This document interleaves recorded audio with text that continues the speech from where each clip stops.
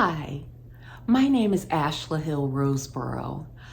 Thank you for tuning in today to Trail of Family Tales. We are launching a new series, and this series will take us a little further in the south of the United States to Georgia, and then we'll travel to the Midwest. So I want you to get ready for what I believe will be a very intriguing tale of Mrs. Mary Lee Peterson Floyd, my maternal grandmother. Oh, thank you for the beautiful cake. And thank you for the beautiful day.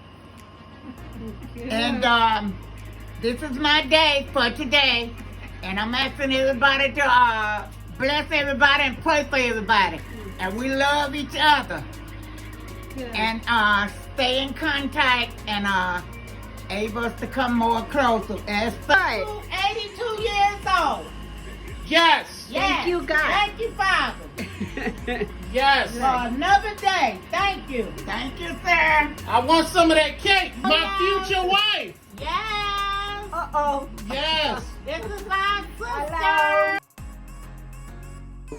I'm so glad that we have an opportunity to talk today. I know over the years you shared so much with many of us in the family. Yes. And so I wanted to have an opportunity to actually document a little bit of your life story today. Okay. I'm from Americus, Georgia. Raised and was born in Americus, Georgia.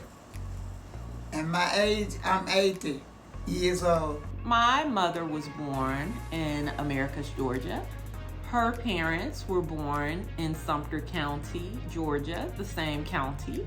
And a long line of ancestors coming from Georgia, the Southwest Georgia, which is just over 2 hours from Montgomery. So I said, oh, well, this is almost essentially like going back home. What are some other names that you're known by? Madea, Mama, and that's Grandma Floyd. Yeah. Okay, so let's talk about the Madea. Okay. Mother dear, where did that come from? Aunt Esther, one of my sisters, she named me Madea. Why did she name you that? Do you know? No, she just said, you are my Madea. That's all. Okay, Yeah. all right.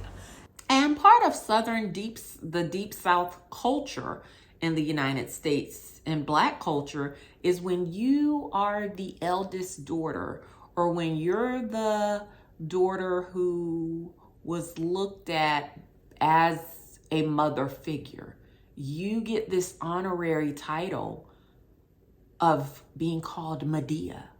Okay, so Tyler Perry's movies and sitcoms that portray the character depict Madea.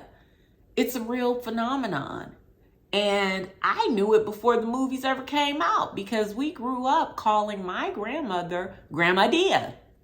Of course, we had to show respect. So how would you describe yourself? If you had to tell someone about you, giving some characteristics or about your personality or who you are, how would you describe yourself? Well, I don't know. I love everybody, and I'm just kind with people and love people. Everyday people, or the ordinary people. These are the stories that I like to illuminate and tell. Now, you had 9 children. Yes, I have 9. You had, and they're still all living. Yes. Yes. So, having 9 children, what were some of your proudest moments of motherhood? Well, it was something because I was a busy body, had a busy mother. Yeah, raising them, honey. My grandmother took on a lot of responsibility, and she says in her own words, by 8 years old, she was cooking. She was already cooking for her siblings and for the family. Now, being the matriarch of the family, you are the eldest daughter Yes. of the Peterson family. Yes. So, being the matriarch of the Peterson family, what has that meant to you? It meant a lot to me because I was the oldest daughter and I had to learn real fast growing up. She had to get her siblings up in the mornings to get them dressed and bathe them and dress them for them to go to school. And then she had to get herself ready. So really the role of a mother. To follow my mama, for to learn everything, real fast and everything. Yeah, so I had a growing up fast life to catch on to learn different things because my mom and dad worked it. Yeah, and I had to be this marriage will say take care of the house. Times when I used to work, I used to do hair, but it was at home. I didn't have a beauty shop. I just did hair at home for the neighbors. Mm-hmm. And used to work at the restaurant, worked at the nursery, and worked in the fields, picked cotton, shake peanuts, and I did housework a lot, especially housework that, in the summer they always wanted the house clean, and I would do that like for the week. Some days when I didn't have anything to do. We used to enjoy traveling and stuff. We went on our vacation twice a year, and that was very, well, we was always waiting for that because we loved it. Going on, our vacation every year. And some years we didn't go. Our mom and dad just went. But I loved it. Sometimes we just went once a year, and our mom and dad went twice. What were some of the places? Do you remember any of them? Yeah, Washington, D.C. We always went to Washington, D.C. because my mom had 3 sisters there. Mama and dad, they went to Florida and all different places, but we didn't go. Oh. We just only, he came to visit his sister, and then we came to Detroit. Mm-hmm. And my mom visited her, where they said his sister, they were raised up together, but it was her niece. Oh, mm-hmm. Okay. Lena Mae. So some Detroit connections early. Yeah. Mm-hmm. Had dreamed that I want to get married and just have 2 kids, a boy and a girl. And I had dreamed that I wanted to be a nurse. Had dreamed that I wanted to go to the service. And can you talk about the actual journey from Georgia to Detroit? What was that like for you? It was something else because I had to bring the kids, and it was real something. But after I got on the train, it was a lot of the Catholic sisters. They was on there and they took over with the kids and told me to rest. So they helped me with the kids all the way to Atlanta. Okay. And after that, I met some more and they helped me all the way. Yeah, and they had Barbara and Doretta, those were the babies. And they taking care of them. I wanted to become a midwife. So it never came. God gave me a job for home care and a house giving. Yes. So I took care of patients and stuff at my home. Yeah. So what was school like in Georgia? It was all right, but I never got to go to high school. I didn't want to go to school anymore. So my mom and dad said, if you don't go to school, you have to find you a job. So that's what I did. Yeah, I just didn't want to go no more. So I stopped in the 8th grade. Okay. Yeah, because every grade, they give you a grade ahead. Down there when we was going, the 7th grade was the 8th grade at our school. Oh. Up the street from our house. Okay. Mm-hmm. So that's where I finished right there. Right, because you were in the city of Americus. Okay. Yeah, our school was on our street where we lived, but they done tore it down. Now What size? How many students were in the classrooms that you?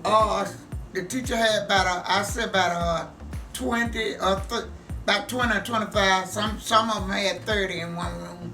Okay. Mm-hmm. I was able to pull and locate a report from the United States National Park Service, the Department of the Interior, Atlanta, Georgia, and it's dated for 1994, November 4th.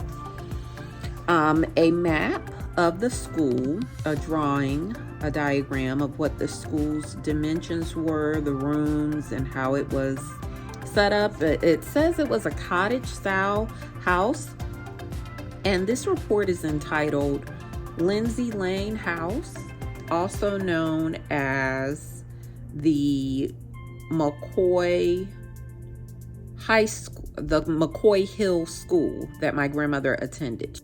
This house and lot was bought, sold, or conveyed over the years until it was deeded to Annie Cannon, and the house will be demolished pursuant to the Jefferson Ashby Urban Redevelopment Project. It was located in the McCoy Hill neighborhood, encompassing Academy. Academy Street is the place where my great-grandparents, Granddaddy Buddy, his wife, my great-grandmother, Grandma Elvira, these are my Grandma Mary Floyd's parents. This is also the location where my mother and majority of her siblings were born, on Academy Street. So the house was located in the McCoy Hill neighborhood, encompassing Academy, McCoy, Poplar, Wynn, Jefferson, and Ashby Streets. It was originally the residential property of a prominent antebellum attorney and Confederate General Henry Kent McKay. During the Reconstruction era in the 1870s, the site was used for public executions, even as freedmen were establishing a Black residential neighborhood in the immediate vicinity. After the destruction of the old McKay home in the early 1880s, the site became the location of the city's first public school for Blacks, McCoy Hill School, built in 1884. With the earlier addition of Mount Olive Baptist Church in 1882, keep in mind that is my great-grandmother's church. Grandma Elvira's church is Mount Olive Baptist Church. The neighborhood boasted the residences of many of the Black community's professional class. For example, two of the city's preeminent Black educators, Professors George W.F. Phillips and Alfred S. Staley, were homeowners there. For almost 130 years, the McCoy Hill neighborhood has nurtured generations of America's Black citizenry. Okay, now once you arrived, what was your family life and your social life like during those early years when you arrived in Detroit? My husband, he was working at a restaurant, and we stayed with our aunt. Well, we call her aunt. We stayed with Aunt Lena Mae, and till we got our house, and so we found one down the street from her. Sat and wine then I moved my kids in that, and we moved there. And after that, I had my own house, apartment, and the snow was up so high when we got here. My kids had never seen it before, so they wanted to go out there and play in it and stuff. I said, y'all can't go play in it because y'all don't have the snow boots and all. Yeah, but they still wanted to play in it. So I let them play a little bit because I see y'all freeze to death. What was your reason for moving from the South? My husband just sent at me and I was ready to come. Yeah. Okay. What values did you try to teach your children? Oh, I started teaching my kids at an early age, so when they went to school, they would know, the small things like the ABC, and would know how to talk to the teacher, and respect the teacher, and I taught them a lot of stuff. I taught mine before they went to school, yeah, and the ABCs and all, and learned them how to write their name and spell and their alphabet. So, how would you describe Detroit today? Well, it's pretty well, but not like it should be. They're not working and fixing it up like they should. Just only working and fixing up, downtown. where all the people, the visits come in, so that's where they want to go downtown. So they mostly is fixing it up at the time. Okay, what did you cherish most? Let's talk about marriage a little bit, because you were married for what, 50 years? 57. 57, okay. 57 years. What did you cherish most about your marriage? It was okay. You know, every marriage have their up and down, but we got along. Yeah. If you had to give advice to couples today Mhm. who are married, what would it be? Everybody gotta be true with each other. Half and half. Yeah, come 50-50 and work together. Yes. But make it work. And then you'll be together. Yes. Yeah. And love each other and don't hide nothing from each other. Just be close and together. Yes. So that's the way I started mine. Now I guess that's why the years went that long. they went by before you knew it, huh? Yeah. So your faith has played a major role in your life. How would you describe your relationship with God? I hope it's real close, because I've been praising him ever since I was a little girl. Yeah, I didn't know was it right or what, and kept reading my Bible. I'm still doing it. And I think I'm one of his kids. Yeah. Can you talk about how church influenced your life? I just loved it to go. I just enjoyed it. And you just get like all happy and all that. I just enjoyed it. And still do. Can you tell us what's your church that you first joined? What's the church? Oh, I don't have but one, just New Mount Moriah Baptist Church. I haven't moved my member to Detroit yet. And where is Mount Moriah located? In Americus, Georgia. Okay. Uh-huh. And then you have another family church as well that you were telling me about before in Georgia. We used to go to our mother's down Mount Olive, where I taking you and your mother and family.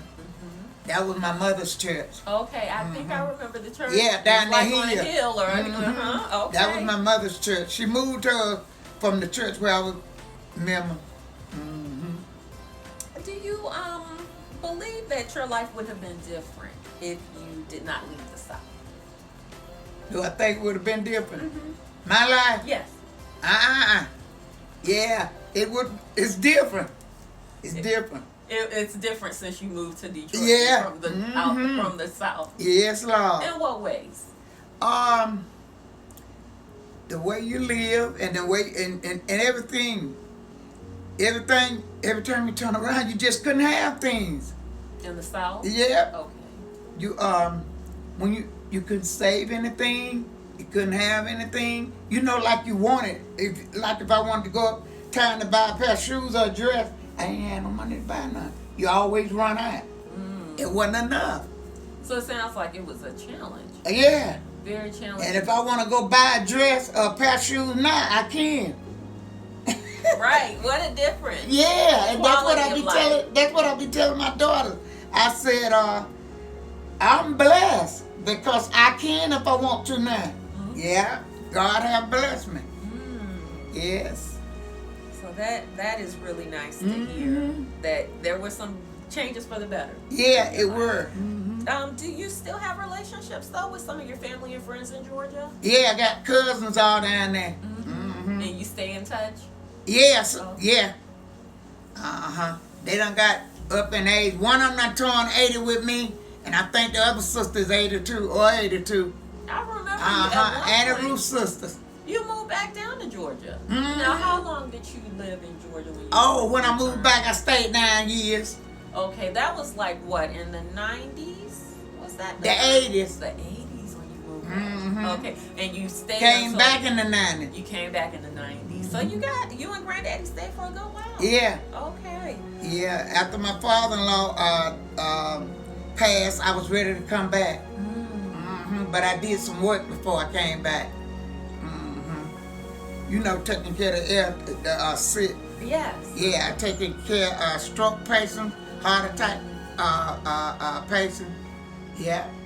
So when they get real ill and I couldn't do anything else for them, I take care of them. I put them in the home. I made my own job. Yes, yes. And everybody said, girl, you can't do that. But I did it. That's when I said, don't never say what you can't do. You can. Yes, I can. Yes. Yeah, that's what telling. And I got nieces all down there too. Sister-in-laws, brother-in-laws. You said I can see the joy and happiness just as you described them. Yeah. Talk about them. Mm-hmm. So the family, that was a difference also leaving. So if you could give younger people any advice, what would it be? Stay in school, get you a good education, and get you a good job, and keep your mind straight on Jesus. But put him first always, and he'll make a way. Okay. Thank you so much, Grandma. Thank you. I have really enjoyed this. I enjoy you too, darling. Family. That's right. It's my mama. Yeah. Yes. And I love you all. Yes. Amen. Amen.